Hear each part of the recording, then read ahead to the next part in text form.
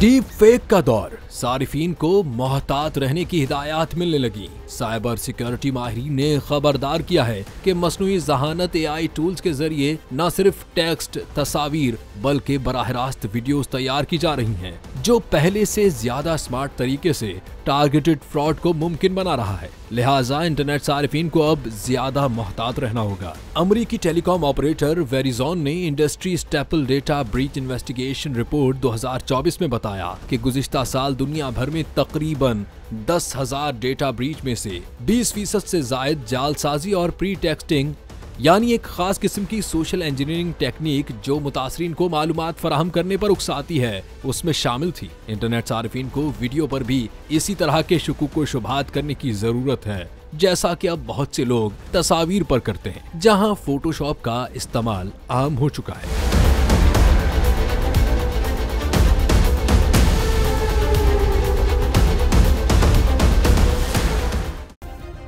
Subscribe करें और bell दबाएं ताकि कोई खबर रह न जाए।